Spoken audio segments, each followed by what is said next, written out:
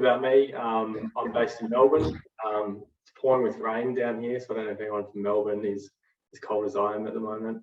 But yeah, it's great to be here, and it's great to see so many smiling faces, and yeah, looking forward to having a bit of a fireside chat with everyone. Awesome. Thank you, Sam. Maybe Rowan and then Dave. Yeah, hi there. I'm Rowan Bunning, and I've been working as, I guess, an agile coach / consultant since 2007, or maybe before, if you looked at my business card. And yeah, I came across the Scaled Scrum in London when I was there in 2008, and yeah, got a really good experience from that, and was really kind of eyes open to what's possible. And you have done, more than one LeSS adoption, I guess, in these parts in Australia. So yeah, great to be working with Findex. So essentially I'm the external coach in this, and yeah, be just providing that perspective, I guess, on the Findex experience. Awesome. Thank you, Rowan. I'm Dave Holland. So I just joined Colab to work with Louis. I worked with Louis previously, and I guess we used to have some interesting discussions about LeSS and alternatives to the framework that shall not be named. And I guess I feel quite proud that I think I wound up the key in the back of Louis and set him away, and this is the result of that. So I'm here as Louis' wingman tonight just to help out. So thanks, Louis. Totally. Thank you, Dave. It's funny how these things take shape in the passengers and the water coolers, isn't it? I can still remember us talking about, did you know there are other agile scaling frameworks out there, or descaling frameworks? And nope, I don't. And amazingly, there's so much more. So guys, just about the technology. Firstly, I'm recording. Please let me know privately if you don't want the recording, and I'll stop it.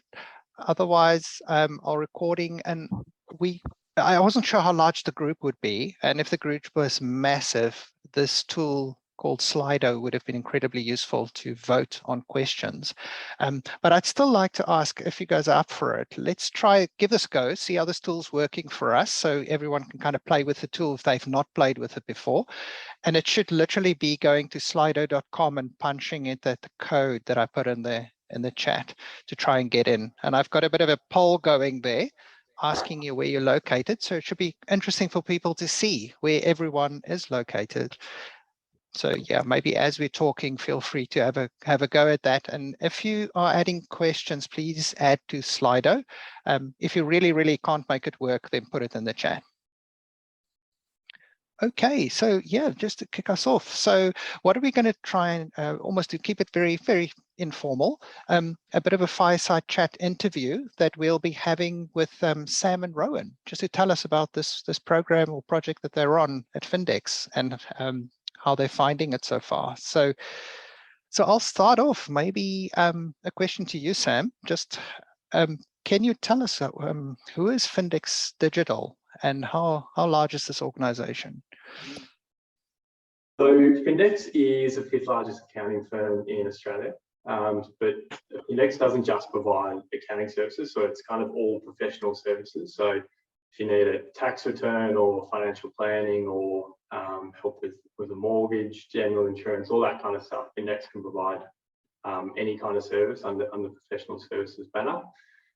So in terms of size, Findex, we have 110 offices across both Australia and New Zealand, about 3,000 staff, and then Findex Digital is an area within Findex. So Findex Digital is made up of digital and technology staff, which is about 110 staff. And then those are within our LeSS framework. There's about 35 now, which is pretty cool. So we're growing really rapidly in our teams that sit under our LeSS framework. So we've got, at the moment, we've got 5 feature teams. So 4 of those are based across Australia and New Zealand. And then we've got 1 international. So the international team have people from the UK, Brazil and Argentina, which is pretty cool as well. So yeah, it's a little bit about Findex and a little bit about how Findex Digital fits within that. Awesome. So the way we're running this is, if you have questions, just pop them in the chat. We will float to your questions as they appear. Otherwise, I'll just keep the interview going with some scripted questions for the team. So Sam, yeah, I'm curious, where did this desire to change the way of working originate? Yeah, good question. We kind of found, I don't know about everyone else on the call, but we kind of found out of years of, we started pretty small in digital, and then we implemented Scrum as per the Scrum Guide. But then over years of growth, it went further and further away from that, to the point where we kind of found we were doing our own thing a little bit. It wasn't quite working. We weren't overly predictable either. We had lots of challenges in sprint and making transitions between sprints. That was a big driver for us. But we also found that we were very narrow in our focus. So we had essentially component teams. We had two really big component teams. So they just looked after their specific products, and all they kind of knew was their specific products. And those teams got really, really big. And we got to the point where we wanted those components to talk a lot better and those teams to work really closely together to integrate more than maybe 2, 3, 4 different products.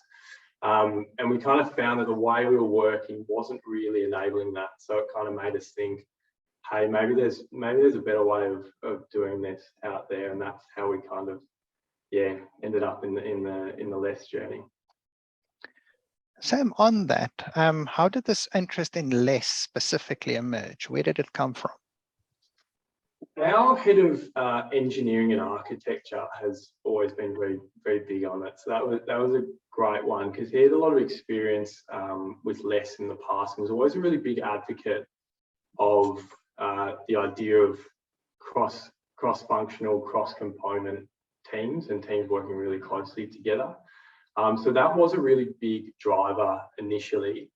So that got us kind of working with Rowan, I think, from the start, and we were looking at other ways throughout that journey, but it became pretty clear that LeSS was kind of the pathway we wanted to go down.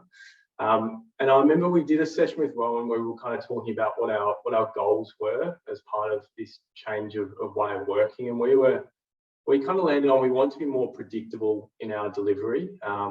And we also wanted to have more like product adaptiveness, so the ability to be able to pivot quickly if we needed to. And those two things, I think, just were kind of light bulb moments for LeSS. I think you kind of get those two things when you go down a LeSS framework. So it was, when we kind of delved into it, LeSS was kind of the no-brainer for us of the thing we were going to try to improve how we're working. Sam, just remind me, how long has it been since you guys have embarked on this journey? So we first engaged with Rowan, it would have been late last year, November, maybe earlier, Rowan, if I remember correctly. Yeah. And then fast forward, started this year is when we ran our first sprint under LeSS. So we're entering our 11th sprint. We're in our 11th sprint at the moment under LeSS. Hasn't been smooth sailing. It hasn't been all smiles and sunshines, but it's been really cool. It's been awesome to be a part of it, and especially the last couple of sprints, I think we're starting to see a lot of value and moving in the way that we want to work. So it's been a really cool journey to be a part of, but it's almost been a year since we started, which is pretty crazy. So Sam, I guess the elephant in the room for me is, and maybe just to talk to make sure everyone's across this, the thing about LeSS is that it does feature teams, right? It's really pivotal to have this concept of cross-functional teams that can take on any feature or item and actually run with it, even if they have to learn by doing. So I'm really curious, how did you go about reorganizing into those feature teams, and especially because you did it remotely as well, didn't you? Yeah, we did it while we were all working from home. So much like everyone on the call, I'm sure that when COVID hit, everyone started working from home, and we've kept that flexible way of working at Findex. So yeah, we were entirely remote. And this was probably the coolest part. I'm really, really proud of this aspect of our LeSS adoption. So what we did was so as I said, we had two kind of really big component teams previously, and we explained to everyone that we're going to do a self-designing team workshop, and there's a lot of great material out there, both running them physically and remotely. And what we did is we asked the team members to assess themselves against a skills matrix of sorts. And then we came up with a set of acceptance criteria for forming teams. It was really basic. It was like an aim for this many team members, aim for this mix of skills, this mix of expertise in different components. And then we got in a virtual room. We used a tool called Gather. And I should get the amount of times I've mentioned Gather and pumped it up. I should really get paid by Gather at some point. But we use this tool called Gather, which is really cool. So you can build a virtual office essentially with Gather. We got in a room with all our team members, and when I say we, it was Rowan, another Scrum Master of ours, and then those that would make up the feature teams. So we didn't have any management, any product owners, any execs. We didn't have anyone in that room other than the feature teams and that acceptance criteria and the skill matrix. And we had, I think it was a morning, Rowan, a morning/afternoon with the teams, and we did 3 or 4 iterations. But we basically just worked with the teams, and they worked around. They walked around between tables and kind of fitted themselves in their own teams, and the end result was awesome. I couldn't have come up with better teams myself, I don't think. And all those teams are still as they are today, with the addition of some new team members. But there's a premise under LeSS that the team should be long-lived. So we really made sure that we're not breaking up teams or shuffling people around or anything like that. So they've really stayed in their teams and stayed true to what they self-formed, which was pretty cool. Nice. I'll just give you a moment to breathe, Sam, and just tell the audience. So just 2 things from my side. I see the questions are starting to come in. Like Dave was saying, you can vote in this tool for those of you that are by literally just clicking on the question, and it actually bubbles to the top based on the number of votes. So there are already 3 questions in there. So if you want to have a crack at that, then we can throw those questions at the team. And the second thing is, if there's, sorry, Dave. Sorry, Lou, I was wondering that the top question there might be good time to actually. Good time to go for that? Yeah, I think so. Awesome, nice. So the top question is, why did you choose LeSS than other available scaling frameworks like SAFe? Do you want to do this one? Or Nexus? Yeah. So maybe one bit of backstory here is the discussions we had prior to making a commitment to going LeSS and doing the flip, which is kind of that term for the self-designing team workshop where it restructures into the feature teams. So there was I guess, some small number of months, I guess, of discussions with leadership folk about why change and what do you want from that change, which is basically the starting point for me in pretty much all engagements. And one of the big sort of focuses we had around that was about systems thinking and about really thinking about what sort of performance characteristics do we believe are actually important for Findex to have. And you can look at that in terms of optimizing goals. So what are we trying to actually optimize the organization for? And I've actually got some cards, just happen to have the ones we just talked about. So predictability and adaptability, or at least a product adaptiveness, I think was the term we might have used as options. Then there was a whole lot of others, right? I've got a whole series of physical cards here I've used with other organizations, I guess, to do this sort of thing. And it was really sort of seeing, can we come to alignment about the problem we're trying to solve here? You know, what are we trying to optimize for? And then from there, we can have a conversation about, well, in order to achieve that, what is the scaling approach that actually is fit for that? And if you understand what's what about the scaling approaches, generally, to put it bluntly, SAFe is not optimizing for product adaptiveness, not the agility that LeSS is. And yeah, certainly another thing that came up was highest customer value. I think we did some less training and things, and a lot of people were saying, highest customer value to discover and deliver that. And again, yeah, you wouldn't be able to get that from so-called Spotify model, Scrum at scale. Arguably Nexus is a bit closer, but it has got some compromise state sort of elements that we could go past, I guess, in terms of an integration or Nexus kind of piece to it, separate to the full sort of feature team direction we actually went in. So anyway, I think that's the sort of way to frame it, is what do we want from this overall, and then what's the right fit to achieve that in terms of a scaling approach. Nice. I'm not sure how across LeSS everyone on the call is. So if there's anything that comes up and you don't know what this is, please feel free to stop, because I think we're all at varying degrees. I've literally only had training. I haven't actually practiced it. Yeah, just keen to make sure we don't leave anyone behind if there's a term we're using. So please just put in the chat and I'll stop us and get it clarified. Awesome. Dave, what do you think? More question? There's kind of 4 questions all around the same area, I think, which is all about how people's satisfaction of actually being restructured and moving towards less. You know, is there any dissatisfaction with actually moving to less? Did anybody leave Findex as a result of the restructure? And how did team members feel about being restructured into feature teams? So there's a bunch of 4 questions there, which are all kind of the similar area, I feel. Yeah, there's a bit in that. I think the reality is with any change, it's really hard to get 100% of everyone on board. So the reality is that, yeah, so some people weren't interested in the change or didn't agree with the change or whatever it might be.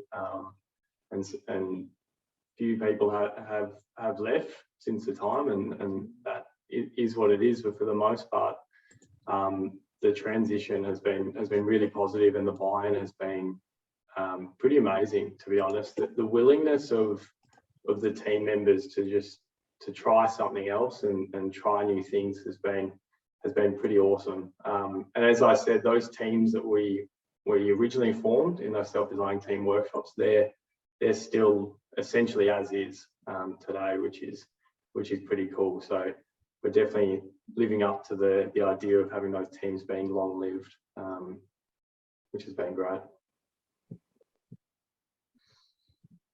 Does that answer all aspects of? I know there was a bit in there. Was there something in there that I haven't covered?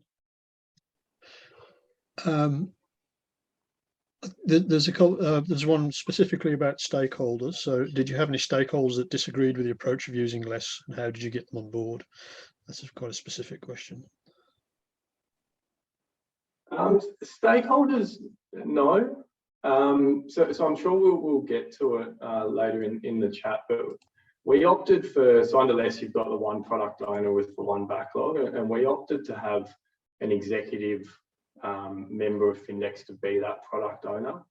And a real positive of that has been that exec member has been able to have some really great discussions with the broader business and our stakeholders. So I think in those early stages, it very much was the messaging of slow down to speed up. And we made sure that we spoke to all the right people before we made that flip or that transition, however you want to call it. And yeah, they were on board from the get-go, to be honest. And they're a lot more involved, being our stakeholders and users. They're a lot more involved now than they ever were. We kind of found in our old pre-LeSS life, there was a lot of handovers, just kind of giving things to the teams and solutions already being created prior to giving it to the teams. But now under the LeSS event structure, we've got a lot more stakeholder and user buy-in during refinement and throughout sprints, which has been really good. Thanks, Sam. Yeah, Louis, I think we should sort of carry on now with the questions, about the actual experience, I think. Awesome. Thank you, Dave. So yeah, next question. Another thing that I understand is a key part of LeSS and Scrum at scale is the single backlog, right? Moving to a single backlog. And I'm guessing you weren't there when you started off. How did you go about to even get there? Yeah, so in a pre-LeSS life, we had, as I said, those separate teams, and they all had their own backlog, and the tooling they were using was Jira. And what we ended up doing during those initial sprints, we went Excel. There's somewhere from, I don't know if it's Bass or Craig, one of them mentioned somewhere that they suggest just starting as basic as possible and not letting the tooling kind of dictate you. So we opted to go for Excel in those first couple of sprints. But what did happen with that is it kind of got over-engineered over time, as what usually can happen with Excel. but the teams got to experiment with what they wanted to use. So we had sprints where some teams were using Miro, some teams were using Jira, some were using Excel, some were using other methods. So we let that experimentation happen, but everyone ended up aligned on the one tool. So at the moment, we've got, fast forward to sprint 11, which we're in now, we've got the one backlog in Jira. That's a tool that we opted for, and the teams like most. So we've got our backlog in that, and then running the sprint backlogs through that as well. And maybe just to speak a little bit to the actual interactions and process to create the backlog rather than the tool. So we did some initial product backlog refinement, which is one of multiple different types of product backlog refinement that LeSS has quite specific guidance on. And this was, I think what's really interesting about that is historically, Findex Digital would have people along the lines of business analysts go out to business users and stakeholders and then spend time doing one-on-ones and various discovery. In fact, Sam can probably elaborate this more. But yeah, basically the big change was to say, hey, instead of that, how about you come to us? And we're actually going to have all of our teams doing the backlog refinement at the same time. So, all 5 teams worth of people, product owner, kicking it off with some guidance on, what needs refinement and what the context is, but then saying, hey, let's work directly, the developers, all of them, working directly with those SMEs, users. And yeah, that's where I guess the backlog took shape a bit from things that were kind of one-liners and very broad, and splitting it down using Miro to do progressive splitting, getting acceptance criteria and some examples and things like that in there. And it wasn't easy, perhaps the first couple of workshops. So I had to provide a bit of guidance, and it was pretty full on for Sam and the other Scrum Master there to kind of help people through that. But I guess if anything, probably a thing maybe Sam, you've got comments on, but yeah, we probably want to do a little bit more of that if we were to do it again. We probably did just barely enough to get us going for that first sprint, but there's plenty of things to kind of jump on to keep the backlog in good shape for those early sprints, I think. Okay, maybe a next question then. Sam, I'm really curious, sort of a good segue for product backlog refinement. Obviously, the less way is this combined product backlog refinement. I'm really curious to hear, how did you go about that? Considering the things like an executive as product owner, a huge group of people in the same room. Yeah, what was your experience like? Yeah, a lot of trial and error and a lot of experimenting.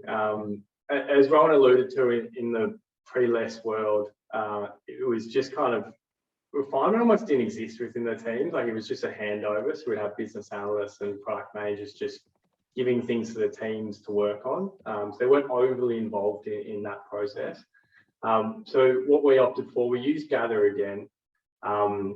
And under LeSS, you can do an overall PBR. So it's kind of a summary of what you're going to refine, wrapping up any lingering questions and stuff like that. So that had a lot of involvement from the product owner and the teams. And then when we get into the refinement, so we've got users, stakeholders, and all the team members in Gather.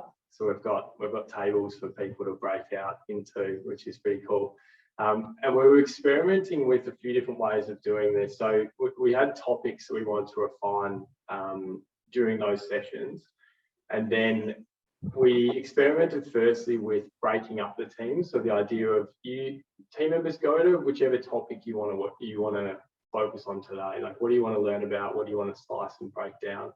So we did that for a couple of sprints, and then we've been trialing with keeping the teams within their teams during that whole refinement process. So there's definitely pros and cons, and we're experimenting with a lot more, but the massive benefit we've had is refinement is being driven a lot more by the teams, especially in the last couple of sprints, that they're really involved in what the stakeholders needs and what the stakeholders want, and they're able to spend that time with the stakeholders and users and be breaking down the work rather than that, here's a piece of work, go and do it, that handover kind of way that it was once upon a time. Okay, and thanks, Sam. I mean, another thing that I'm really curious about is this idea of a product owner, an executive product owner. How have you found that? What does it look like when an executive who's obviously very time poor plays this role on a team? Yeah, it's been, especially in the early stages, invaluable. As I alluded to before, having those conversations with the broader business and stakeholders and bringing them along that journey with us, really, really powerful stuff. I think what has been really important as part of that, as you said, that executive time can be very limited. So we had some good conversations very early on just around like time expectations, so making sure that the product owner is able to come to those events that they need to be to, and that they can be there for the teams when they need to be there, and etc. So just being really upfront with those kind of discussions have been really valuable, as well as a bit of a good support network around. So the product owner does have a good support network of people that they can rely on as well. So that's been, yeah, it's been really important. And specifically not becoming a bottleneck, how do you reckon the product owner went about that? Yeah, maybe just to Yeah. say one or two things. Yeah, I guess the big game changer in that is to stick to the prioritization, but heavily delegate the clarification, which is the vast majority of the work, to the developers working directly with the users, subject matter experts, etc. Right, which is the magic of those multi-team product backlog refinement sessions we just mentioned.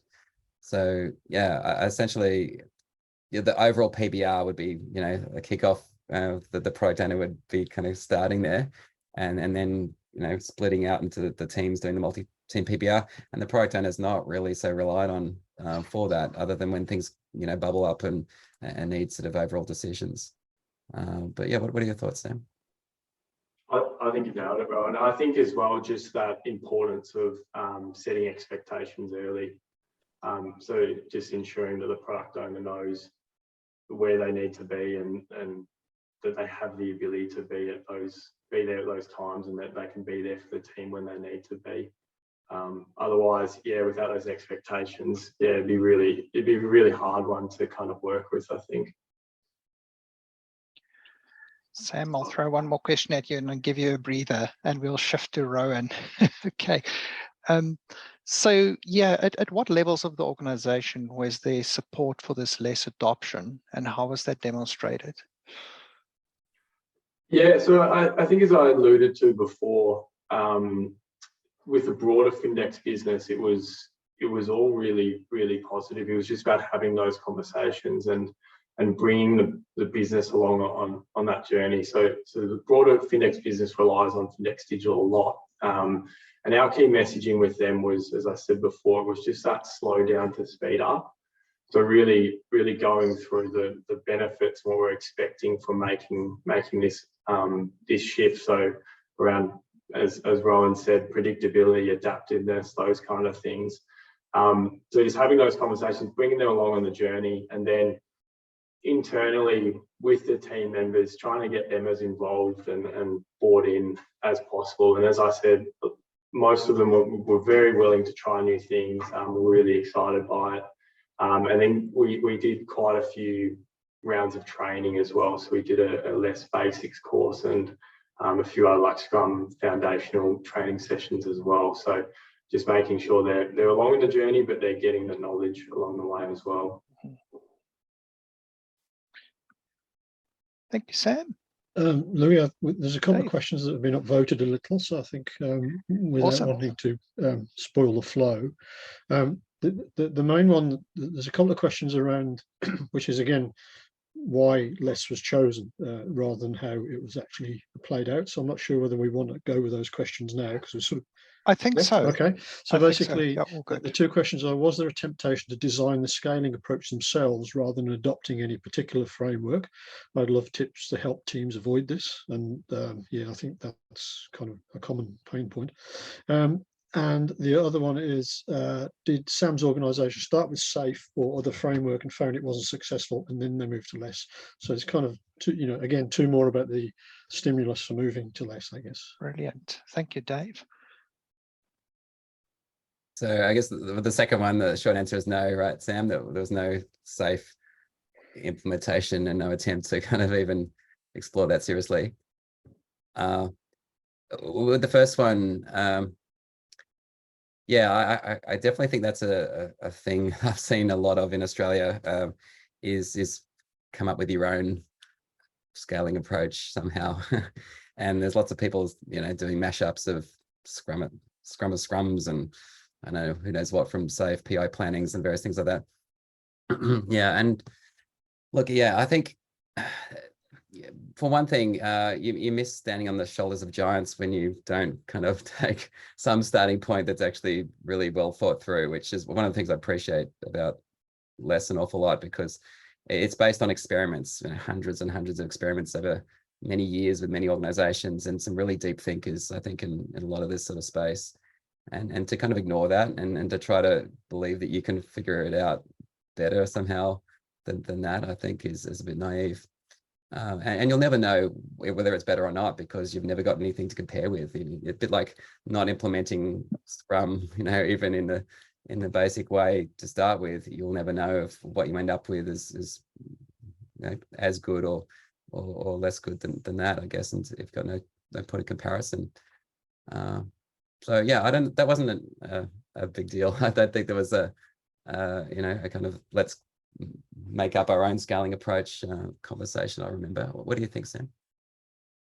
No, I think you're right. Yeah, we had been following Scrum, which kind of morphed into our own kind of version of it for a period, and then the idea was to almost pair it back to basics, go back to the Scrum foundations, and then go towards the LeSS framework. So it'll be interesting to see where we end up in a couple of years, if we've kind of morphed it into our own little Frankenstein, or if it stays pretty by the book. It'll be interesting to see.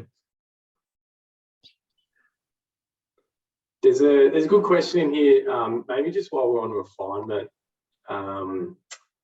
There's a question here that says, does the product backlog need to be fed to the team already broken down into stories, or can they be given epics to further break down? So it's a good one to explore. Essentially what Findex Digital is doing is we're bringing those epics to refinement, and we're allowing the teams to break it down with the stakeholders and the users. So it is the teams that are forming those slices, breakdowns of work, and then it's for the product owner to prioritize that work, and then in sprint planning, the teams based on that priority list can kind of pick and choose what they want to work on. So it is the teams that get to break it down with stakeholders, users, and product and the product owner within refinement. It will then get prioritized, and then the teams can choose what they work on each iteration in sprint planning. Yeah, and I think what's important there is that the team is part of that whole process of breaking it down from the big thing to the fine-grained thing. So yeah, it's part of that whole journey, understand the context and really the decision points about what's the right sort of splits to get where we need to go. And to start with, at least, there was no language of epic. It was literally just product backlog item, I guess, and just end levels until we got to something small enough to do in a sprint. Awesome. Dave, shall I pick it up again? There is one really good one, which I probably is probably for the end of the session, which is, if you had your time again, what would you do differently? So that's probably, we've pushed that one to the end, I think, but that's probably one that we should ask. Absolutely. I can see Sam's primed for that one. Nice one. Thank you, Dave. So Rowan, moving to you from a coaching point of view, going back to the feature team setup, what were the first steps in preparing an organization for that flip to feature teams? Well, yeah, first of all, I think one of the terms I quite like is informed consent. But before we actually have a decision maker, decide to restructure the organization and really take this sort of path, actually them understanding what this is and the implications of it. And not just that one person, but I guess we had a leadership group of several people did a number of workshops with over a period of months. And, you know, arguably they probably would have liked it to happen faster and action now, please. And I was more like, wait a sec, let's try to understand really the current organizational system a bit more and understand, you know, what we really want and what the implications are of making these changes. So, you know, there were quite a lot of the also brainstorming, you know, what could go wrong and what sort of things should we, you know, prepare and be aware of, I guess, as we go into this. Yeah, I guess, yeah, education, right? One of the top things, if you look at the LeSS website about the high level, that's very high level on the website. Guidance about adopting LeSS is education out the front. So we did that obviously with the leadership group, and you know, there's also the product backlog, you know, getting that into good shape. Definition of done, I guess we haven't mentioned that, but we did a couple of workshops on that. One was to look at everything that needs to be covered off to actually release product to users. And then out of that, what each 5 of the 5 teams, once we reorganized into the teams, how much of that can they actually tick off? And that became the common bar definition of done for across the whole of product. And that helps us to see where's the improvement opportunities too. When there's a team that can do a little bit more than another team can do, well, let's share that secret sauce. So yeah, there's a few things there just around that. That was, I guess, a crucial week or two, wasn't there, Sam, where we were doing that whole education restructure, definition of done, product backlog refinement, getting all ramped up to do that first sprint in LeSS. And yeah, I guess before that, there was some months of really thinking it through and making sure we really understood what we were getting ourselves into. Yeah, definitely. Yeah, we had a lot going on there before the first sprint, I think. That might be what you do things differently for that kind of question. But yeah, education, as you said, Rowan, those courses we did, and then those workshops, like the potentially releasable workshop that formed our definition of done, was really invaluable to make sure that we're all forming that together. So yeah, it's good.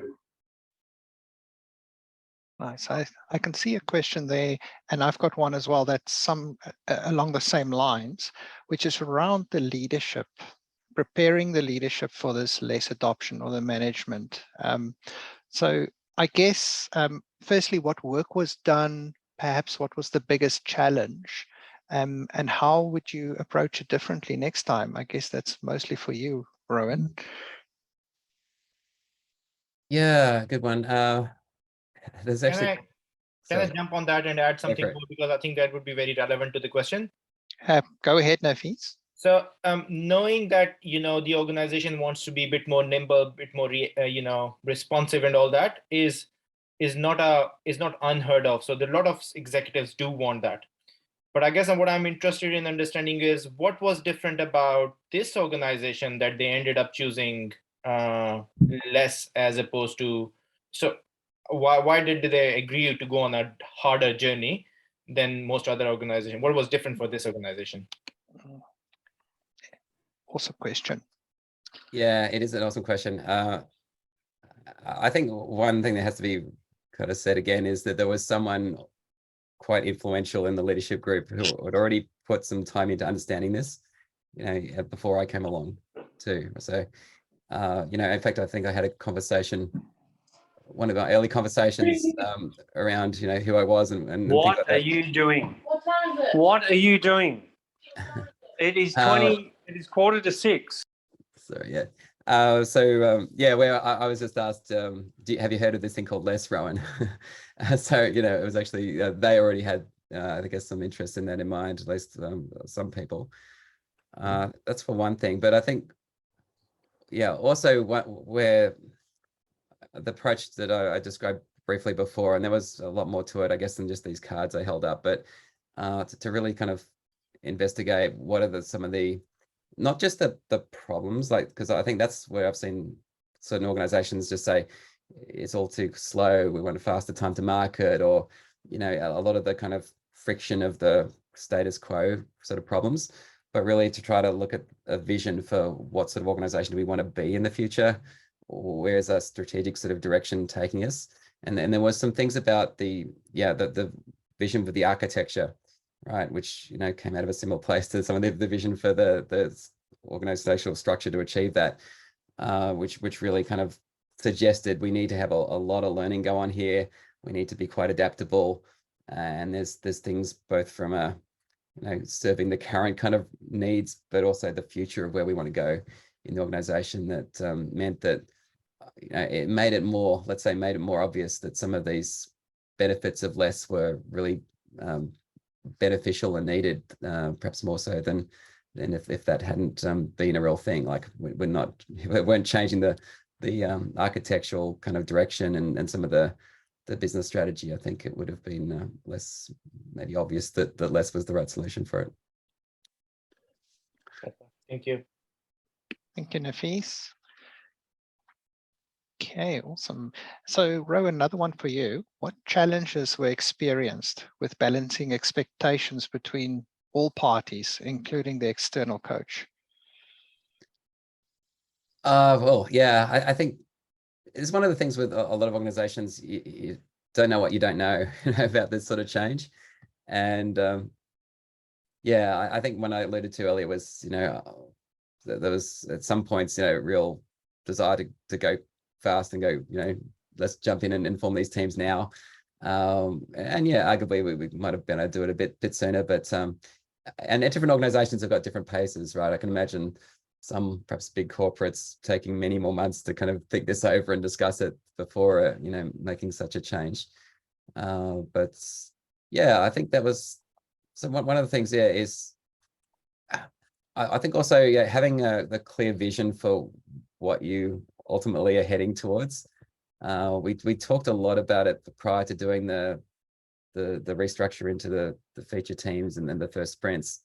But yeah, then all the focus gets into kind of those working effectively and getting the practices and everything working effectively with that. And it can be a bit tricky not to lose the bigger picture of where we're going over the longer term and sort of continuous improvement towards perfection, I guess. Maybe one thing to also mention in here is one of the things we did look at before doing this shift was doing a study of the current capabilities that they had in the teams. And I used a model called Agile Fluency, Diana Larson and James Shaw have, which I really like. And this is one where it's not saying there's one size fits all. There's actually 4 different zones of Agile capability. And it's really a question for leadership, which of these zones is appropriate for us. And then the teams don't just look at their practices, it's really in terms of outcomes. So where are we at with achieving certain outcomes? And sometimes there's outcomes in there that teams go, is that even possible? I've never even heard a team that ever did that before. So, some of it is really quite high bar stuff. And I think that really brought out where some of the big opportunities for improvement were not just in the people and process or, some of the structure and leadership, culture and things, but also in the technical practices. And that's been a bit of a conversation that's been pretty active as well to look at some of the technical practices that support feature teams and, really good agility. So, one of the big ones being continuous integration, that arguably everyone says they do CI/CD, but hardly anyone actually does it, as far as I can tell, because they all have feature branches and don't check into the trunk and use things like Gitflow. So yeah, there's things like that we're kind of learnings for, I think, a lot of people, a lot of developers just not aware of some of the practices that might actually be really quite valuable if you want to sustain agility in the technical space. Thanks, Ron. Louis, we're kind of halfway through. I'm just wondering, do you want to take a 5-minute break? How are people feeling? Or do Are we we want to good? carry on now? Good to carry on? Yep, it looks like we're good. Yeah, thank you, Okay. Dave. It may be a good time to go to the questions again, Dave. I see they're piling up quite nicely. Yeah, we've got one kind of front runner now, and I think it's something that's already been touched on, but clearly there's a burning need to find out more about this, and I'd really be interested to know the answer. And that is, what activities did you do with the team as part of moving to LeSS? How did you bring them on board? So I can go first, Rowan, if you want. We had a couple of planned, I guess, training sessions in a way. So I think it was late last year when we began socializing less with all the teams, we did a bit of a lunch and learn with Rowan, which was really, really valuable. And then before we moved into our self-design feature teams, we did a few different training courses. So we did a LeSS Basics course, which was really good, and a bit of a Scrum Basics training series. So I don't know if anyone's familiar with Michael James's Scrum training series. It's pretty awesome. I really, really like it. So we just made sure that everyone kind of had that base understanding as well before we looked to go into LeSS framework. And then outside of that, just over communicating with the people that will be in the teams. So in every capacity, if we were planning workshops or any sessions or anything like that coming up, just trying to over communicate as much as humanly possible and just bringing people along on that journey. So those within the teams as well as like stakeholders in the broader business as well.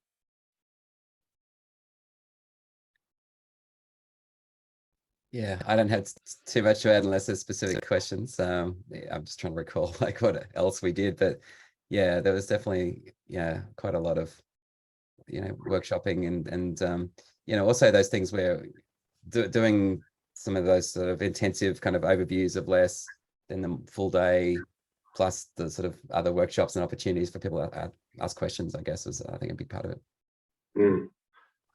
The last point on that maybe as well was some of the pre-events we did, as Rowan said, how we did some of those refinement sessions before our sprints. So that was really valuable because that was really quite challenging. It was a whole new thing for the group and to get into. So doing those sessions without the pressure of being in a sprint was really quite good to just get people familiar with it and on that journey.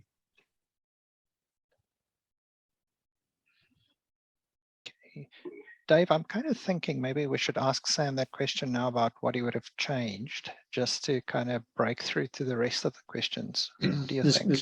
There's kind of two at the top, but one is what would you do differently, and the other one is what's not working well. Awesome. It might be, yeah. What would I do differently? That's a very good question. Hindsight's a great thing, isn't it? I probably would have spent a bit more time going back to the Scrum Guide and the foundations of Scrum, and maybe more training around that before we got into the LeSS stuff. So as I said, we did the Michael James Scrum training series, but if I had my time again, I may would have taken a bit more time to invest into that first, and then kind of move from that to the LeSS training. That was probably one thing. Another one has probably been looking at those measures of success throughout the journey. So I think that we moved pretty rapidly to going into the LeSS framework, and we've certainly found a great cadence and rhythm now, and things are going really, really well. But I feel like we might not have set up those like measures of success right at the get-go. So if I had my time again, I probably would invest more time into that. So ways that we can look at, well, how is this succeeding? Is this working? Because it seems like it is, but having those, I guess, more concrete evidence behind that. Yeah, and maybe just to elaborate that a tiny bit too. It's kind of ironic because I'm a certified Scrum trainer, and a lot of people will know that I do an awful lot of Scrum training. But in this one, we kind of had it on the plan, but it didn't actually happen in the short amount of time. We kind of had to kind of do quite a lot of things, I guess, around that time of flipping the structures and ramping up for the first sprint and things like that. So definitely a good learning there. I think the other thing, when we talk about success and how to judge it, one thing I've really appreciated from LeSS, and it really is a thing from the Toyota production system, and one of the big lean ideas is continuous improvement needs to have some sort of direction to it. And especially at scale, you need some sort of alignment to people's thinking about what actually is better. Otherwise, it becomes quite subjective, and every Scrum Master and Agile coach and team member kind of has their different ideas about perhaps what locally is better. But what we're trying to do is not just locally optimize, we're trying to globally optimize in a systems thinking approach like LeSS encourages. So there's this idea about a perfection vision. some people call it other things, definition of awesome or North Star, or, some sort of vision of a future kind of organization. And I think that's, a really powerful thing, but often quite a difficult thing too with organizations to kind of see what is that, because we've never really necessarily had that quite so concretely before. And I think it's an important thing to have that in order to also come up with any sort of measures, metrics, even if they are just temporary, in order to be able to see where we're at now and are we actually progressing towards where we're trying to go.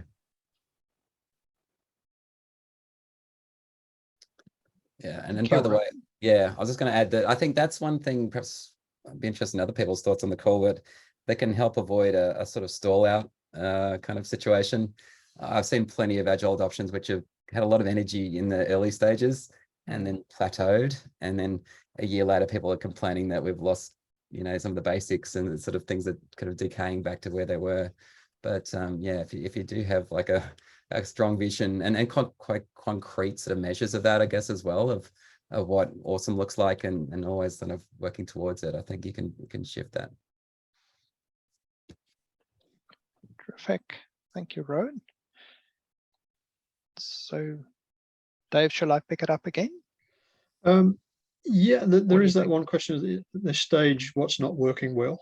I mean, it's kind of... yeah, of course. That's an interesting one for you guys as well. Another good question. That's a tough question. What's not working well? I would say maybe a few points would be that what has been a bit of a challenge is, so obviously pre-LeSS, there's a set of expectations of stakeholders and work that's in flight and etc. So that kind of transition period, we've just kind of come over that hump in the last couple of sprints. So some work that might have already been predefined, or expectations that would have already been made pre the flip. So a bit of a refinement was more around that, whereas I feel like now we've come over that hump where we're going into the refinement, and the teams have the abilities now to kind of start fresh with new ideas and start forming their own solutions. And there's not that kind of that baggage that was kind of there in that in-between phase. So I'd say that was a challenge maybe 3-4 sprints ago, but we've kind of come over that hump now, which has been really good.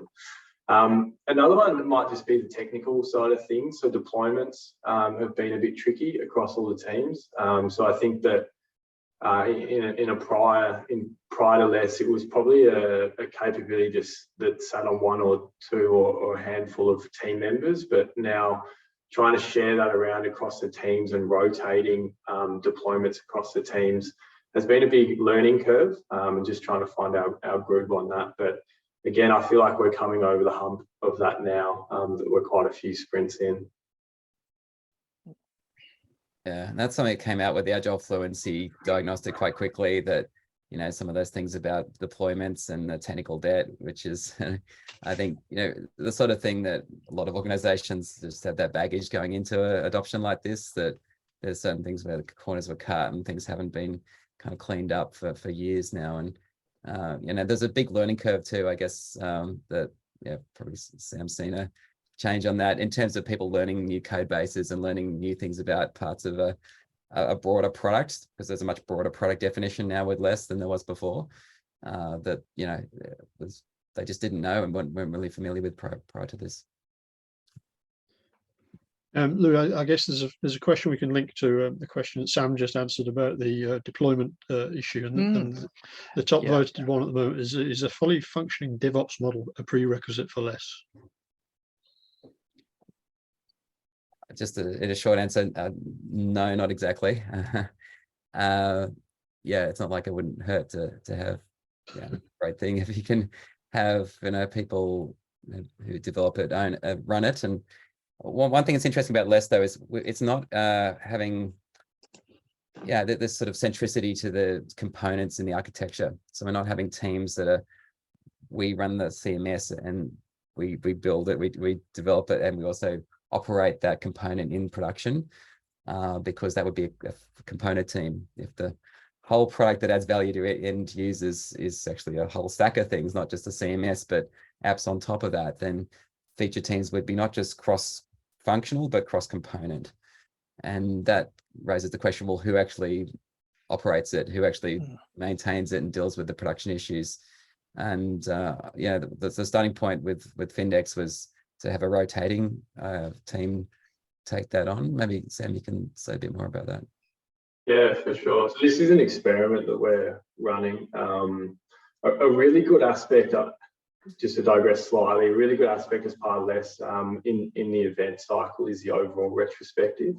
So the overall retrospective is a lot about systems thinking, looking at issues that are above the level of single team and etc. So in our early stages, we spoke about deployments and tech debt and those kind of things as part of that overall retrospective. So the experiment that we're running at the moment is that one of those feature teams, so we've got 5 feature teams, so one of those is essentially off sprint, if that's the best term, and that team looks after deployments and tooling improvements and tech debts and support requests and stuff like that. So that's been working pretty well.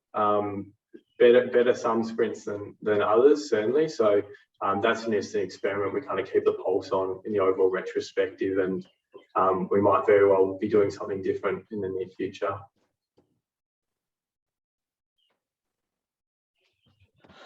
Awesome. Thank you, Sam. I think there's such good questions in the lists, Dave. I wonder if we can keep going with those a little while longer. Yeah. And then, yep. Yeah, okay, so for sprint planning, sync with all 5 teams, was it smooth? Any sharing? Do you want me to kick off, Rowan? Yeah, why not? You look like you were going to say something. That's cool. You go for it. Sprint planning is my favourite part of the week for sure. I love sprint planning. So under LeSS, there's sprint planning 1 and then sprint planning 2. So in sprint planning 1, what we do is that we look at the single backlog, and that's prioritised not by component or feature or anything like that. It's what's the most important thing, regardless of component and etc. So we look at those items, we go through any questions if there's anything, and the product owner will essentially ask the teams, okay, what do we want to, who wants to take what this sprint, essentially, and then we have kind of an open forum between all of the teams where they have that discussion on who wants to work on what and kind of meet a compromise. If there's a bit of an overlap of who wants to work on what. And then when we go into sprint planning 2, that's entirely with the team. So they then get to break it down into, I guess, the to-do items in order for that item to meet the definition of done. So the teams essentially take as long as they need. So we do have time allocated to that, but if they need to spend the first couple of days investigating, having meetings, asking questions, all that kind of stuff, they can do that, and they can just keep breaking down the work into all those little to-dos that they need to do.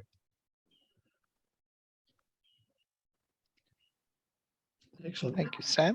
Thanks, Sam.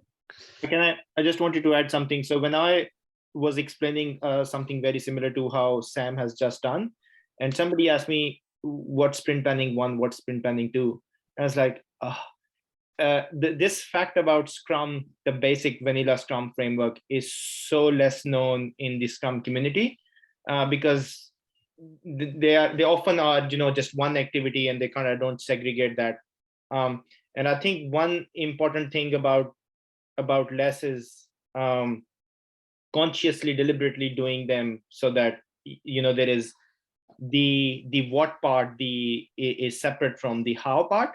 And I think there is benefit of following that, not just even in a LeSS framework, but just even if you're doing simple Scrum as well.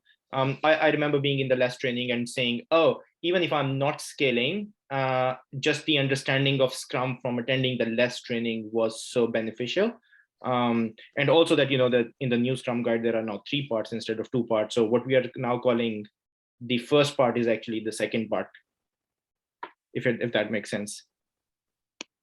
It does, yeah. It is confusing now. And that's where there are some things that LeSS keeps to some of the more old school Scrum, you might say, including not, calling it even developers or development team, but just team, right? And a few bits of language I quite like actually from the original Scrum.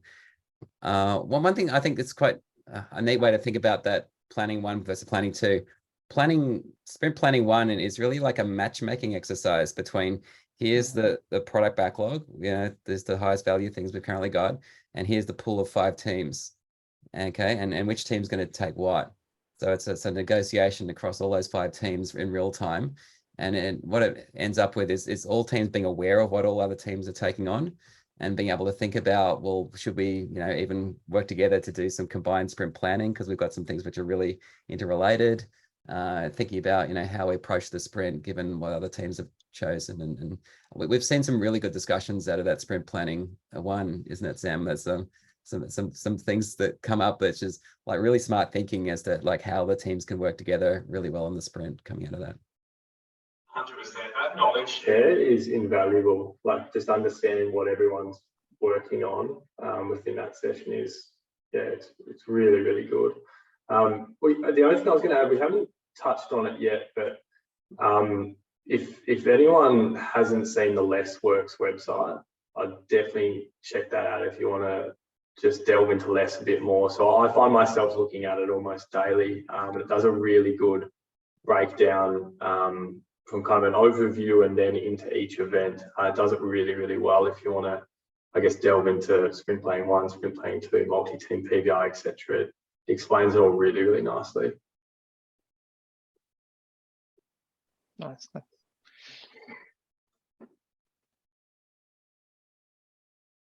You want to keep going with the questions, Louis? Yes, I think so, Dave. I think it's such good stuff there. They're kind of varying between quite focused and quite existential.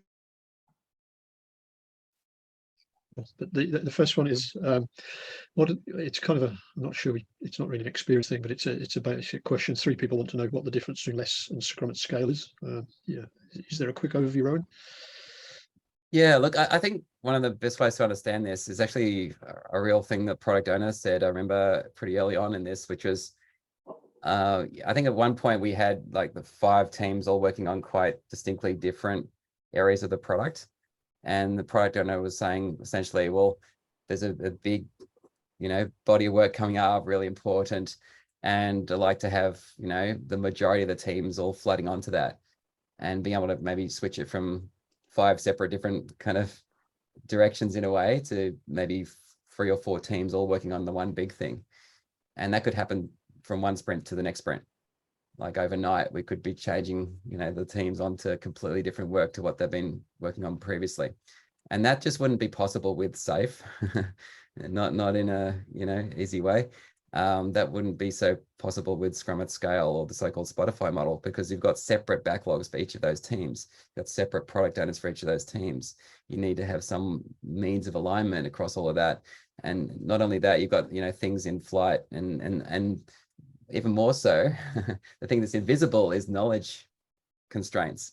Those teams have been working at a subset of the product for months and if not years, and they'll find it difficult to move on to things which are quite different to them because they haven't been doing multi-team product backlog refinement. They haven't had a single product backlog. They haven't seen the broader context of the product. There's lots of knowledge and skills gaps that would be adding a lot of friction, a cost of change, right? If you think about what's needed to enable agility, low cost of change, and that's a huge cost of change if you have teams that are quite siloed off into separate parts of the product. And so that means you're not optimizing for whole of product adaptiveness, and you're not able to optimize the overall customer value for the whole of the product. It literally constrains that. So just playing that back, Rowan. So it keeps on coming back to what are you optimizing for, isn't it? If that question is adaptability, it means certain things. Or adaptiveness. Yeah, exactly, right. So you can have product adaptiveness and you can have organizational adaptiveness. And there's a really interesting keynote from Craig Larman a couple of years back at one of the LeSS conferences about that.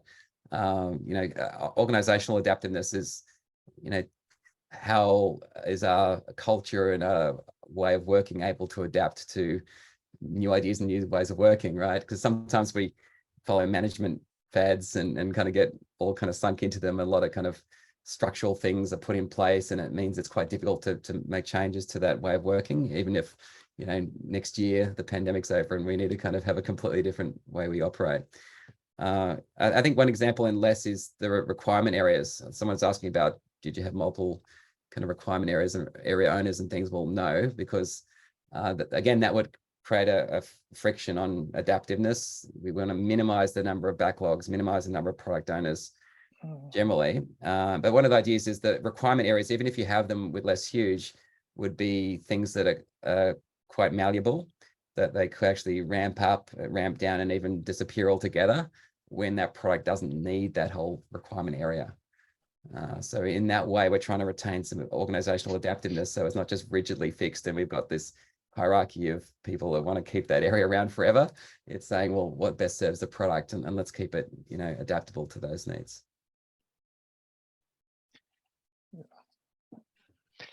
Thanks, Rowan. Dave, I'm kind of wondering if you and I can take the next one. Yeah, I just feel the pain behind that next question. So, somebody's angst and pain. Without offending anyone, is there a way to sneak less ceremony into an existing framework, or does it always have to be from scratch, meaning a blank slate? I just feel I feel for the person that asked that question. So. Absolutely. I wonder, Sam, Rowan, if you'll allow us, Dave and I are conducting an experiment at the moment, and be keen to share that with everyone and then see if anyone else has any ideas. So Dave and I are in a less environment. So we are doing safe environment. Sorry, the safe environment. Safe environment. So we're doing PI planning at the moment, right? And for those of you that are familiar with it, PI planning obviously focuses heavily on component teams and dependencies.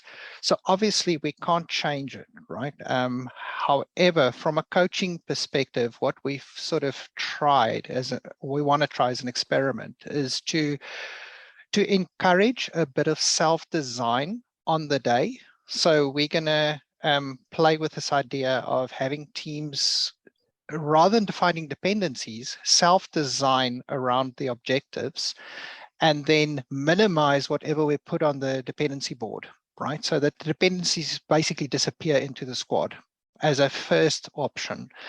And if any dependencies remain standing, so be it. They've got to be surfaced and managed the traditional way, which goes against Dave and my, fiber, but it's an experiment we're running within a safe construct to try and conduct an experiment, a ceremony that wouldn't normally be there, i.e. self-design and a sort of a move towards feature team.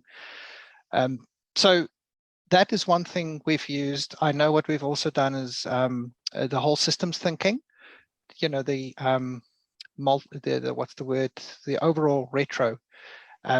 We've started going into retros with causal loop type techniques and those kind of things to try and surface systemic issues, but not sell it as a less thing, right? Just sell it as a technique that's useful for having a discussion and getting to the root cause of things, which is in some ways coaching towards a more of a systems thinking kind of mindset.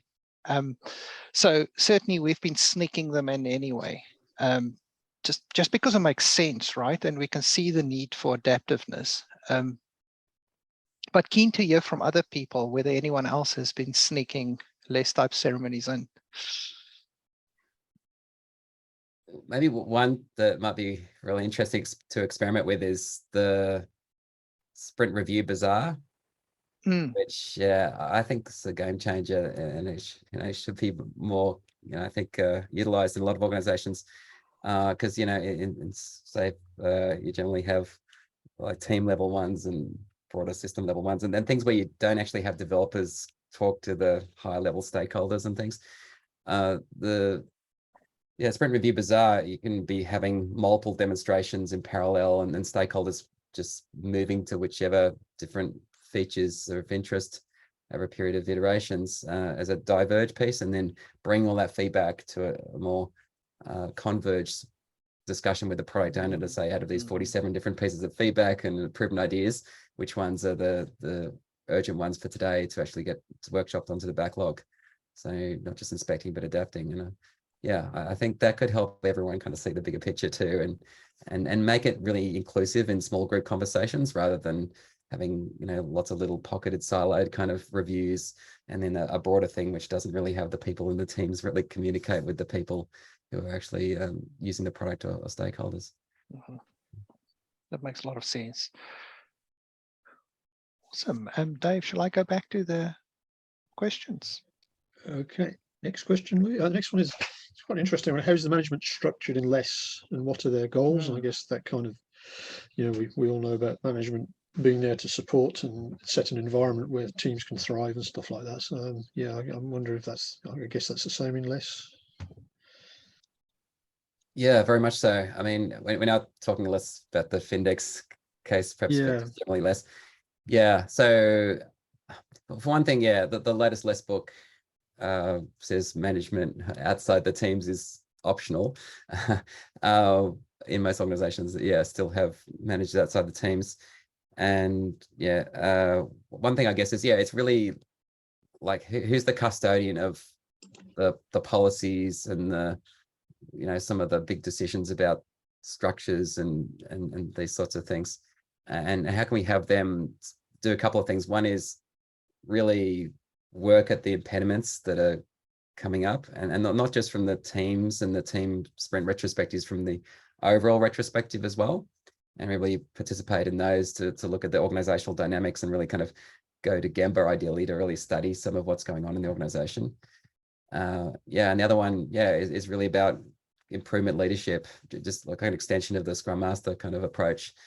You know, and it might be changing things to do with sort of cultural norms and some of the, you know, other things that go on around HR, for example.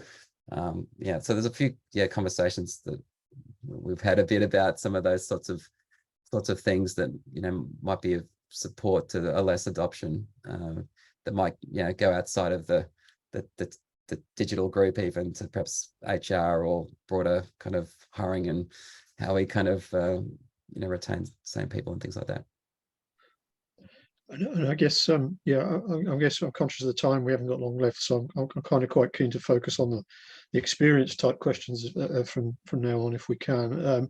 There is one down here which I think is connected to what you've just said, Rowan, which and the question is: predictability and adaptiveness are seemingly opposite needs. How did that pan out in discussions with executives? Yeah, in choosing a way of working. So might have some thoughts here, but I think the predictability one, I think was partly the way some of the pain points were going into this around, you know, and I think I've often seen this with work that's broken down in a way that is hard to kind of close out cleanly in a sprint, and then things kind of don't get done in the sort of cycles we're after. And also the technical practices being a issue there, where there's surprises when we come to release things, and there's lumpiness of, you know, getting the quality back in, remediating quality back in rather than building it in. So there's things just around, and in fact, if you look at the Agile Fluency model, that zone 2, the delivering zone, one of the overall benefits is meant to be predictability, and by things like having yesterday's work able to be released today. You know, if you do have full continuous integration and you know, really good automated testing and practices like that, yeah, that is the sort of predictability, I guess, I would point to as a thing that's very complementary to adaptiveness. But the thing that's not so complementary would be saying, you know, 6 months out, we're going to be doing exactly these backlog items in 6 months' time, right? That's totally contradictory to adaptiveness. So that's part of why having those discussions every time, you know, we talk about optimizing goals, we need to be not just reading the words to describe them, but actually understanding what does that mean to you and to me, and are we on the same page about how we understand that in this context? Yeah, because even those sort of words can be misunderstood very easily. Yeah. Yeah, thank you very much for that question, for that answer, Rowan, because in say, for example, predictability is one of the measures that they would say at the end of the quarter, we would say, how is the predictability of the train of the program? Did we actually deliver to the plan that we created at the start of the quarter? So that's where my question was coming from. But yeah, thank you for clarification. Yeah, that would be the part that contradicts adaptability, at least at a two weekly kind of turnaround, fidelity. Yeah. Excellent, thanks, Rowan. Shall I carry on, Louis? Yeah, I think Yeah. so, Dave. Some really Um, good questions there. There's a really good question buried down here, and it hasn't been upvoted, but it's really good, and I'd like to know the answer to this. Were there any outcomes or behaviours that surprised you? Sam, what do you want to call that here?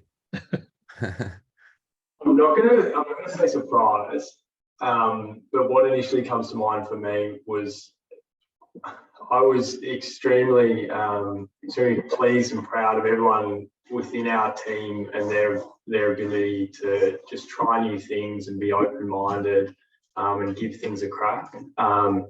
So I wasn't surprised by it, but to this day I still think, like, how awesome is that? And I think that's just a behaviour that we took out of the whole process, because maybe prior to that we were thinking, oh, maybe people won't be open-minded or as willing to try new things and etc. But now we have such a level of confidence around that, that it's been a really good behaviour that's really just embedded in our everyday, which is really cool. Yeah, and maybe just in general terms, one of the challenges in doing large-scale workshops can be some of the people who've got questions about why we're doing this and, you know, trying to make sense of it, basically. And yeah, I think one of the things I've learned too is, you know, having some way to kind of take that to one side can be a really useful thing, to maybe park that and actually have a smaller group conversation about some of those things. Because there was at least one, you know, workshop where, you know, there was someone who was asking lots of good questions, and I think it was me as a facilitator saying, do you have any questions about what we're doing here and why we're doing it? And it just invites, you know, maybe those sort of things that can potentially derail it a bit if it's not handled well. So yeah, it's the sort of thing that in person, because I've done self-designing team workshop in person, you know, you could just say, hey, in a few minutes time, let's just go to one side of the room and have a chat about that. But when you're on a call with, you know, 50 people, yeah, you need other ways to handle it. There's another one here which I think we might be able to kind of answer in the chat, hopefully, Rowan, which is, would you have a slide or presso that sells less compared with other frameworks? Now, I know you've got an excellent set of slides, Rowan, called exploring the potential of Scrum by comparing less with safe. I'm wondering if you could put a link to that in the chat. I could. I don't expect that to be like the most easily digestible one for everyone, though. Look, if it helps, I found it to be very good myself. Okay, cool. Thanks. I was going to say, look, I'm kind of passionate about this stuff, and I don't normally say this sort of thing, and I could regret it. But if anyone would like just a 1 hour, you know, lunchtime kind of thing with people at your organization, I'd be really happy to do that, just as a pro bono basis. I've got a 1 hour type of less lunch, I call it, thing, which really introduces people to less and not so much trying to take down any other scaling framework or compare it, you know, with anything else, but, you know, really just to build understanding of what this is and what it's for. And as long as people have like 10 or more kind of people who are committed to spending the time in it to make it worthwhile, I'd be very happy to do that with anyone who wants to get in touch with me. Yeah, brilliant. Yeah. Dave, can I just swing it back to a particular question around Scrum Masters quickly? I think, Sam, you learned quite a bit, I suspect, during your, you know, what this LeSS thing actually means for Scrum Masters and how it changed the Scrum Masters world. Can you share a little bit about that? Absolutely, yeah, great question. But before we did the less changeover, our prior approach to Scrum Masters, I think we really underestimated the importance of the Scrum Master role. We had part-time Scrum Masters within the component teams, and then as part of this whole new way of working, it's become so obviously clear of how important the Scrum Master is and what the purpose is and why it is a full-time position, working with the teams and the product owner. So we have, so as I said, we've got 5 teams across Australia, New Zealand, and internationally as well. So across the journey, we've had 3 Scrum Masters, so 2 within the Australian and the NZ teams, and 1 in the international as well. We're looking to hire 1 or 2 more. So we're down a Scrum Master at the moment, but we're looking to hire 2 more because I think, it's really important that we have a mix of Scrum Masters across all the teams. So that's the next little challenge for us is to get 1 or 2 more Scrum Masters in. It's been super valuable during this move. Okay, thank you, Sam. I think we're probably reaching the point where we're starting to run out of time. I'm just thinking which key questions we go for next. Perhaps this question about less huge. What was the team size on each product? Was it a less huge approach? So it was not a less huge approach.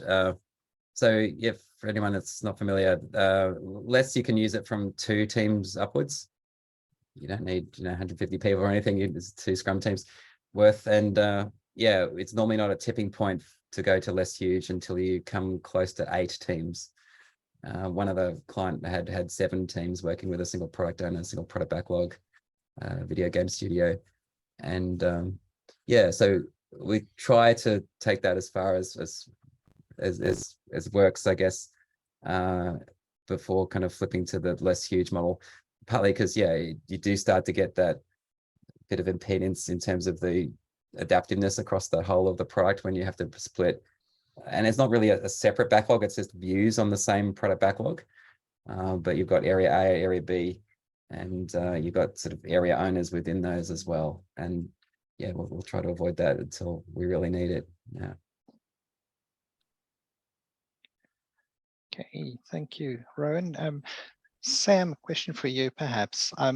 Something, it's kind of going to the crunch of this. We talked about the way the organization had an appetite and a need for adaptiveness, hence less, going that route, taking the pain. Has that ever been tested?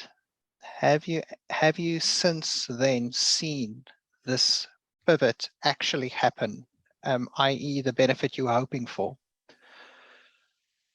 Absolutely. Yeah, we really have.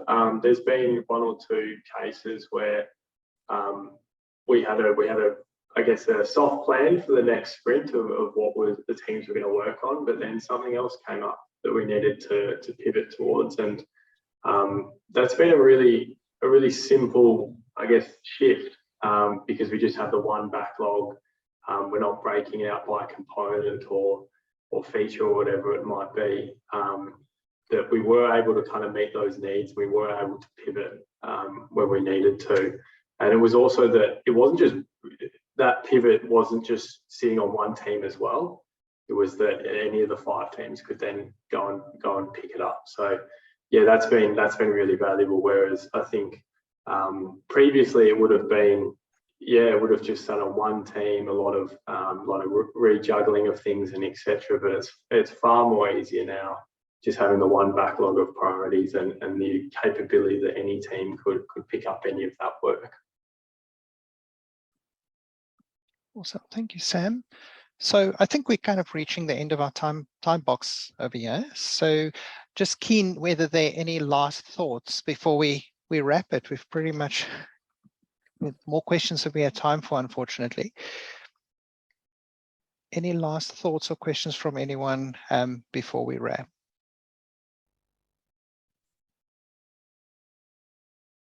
I was just going to share a link to a keynote from Craig Larman there about adaptiveness. I think Nafis requested it.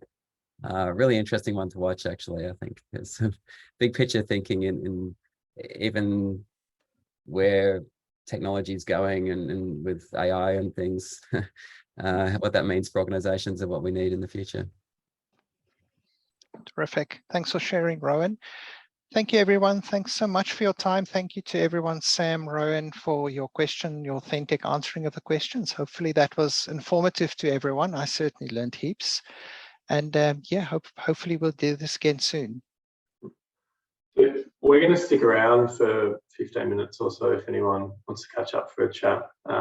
Last thing I'll say is if you want to learn anything more about LeSS, definitely check out the LeSS Works website. It's really awesome. And the Large Scale Scrum More with Less textbook is really easy to read and a really good one to sink your teeth into. So I might just post a link to that if you want to get your hands on that as well. But if anything does spring to mind over this week or next couple of weeks, you can shoot me a message on LinkedIn. I'll be more than happy to catch up or answer any questions. Terrific. Yeah, thanks so much for doing this, Sam. I think it's great to be sharing your story.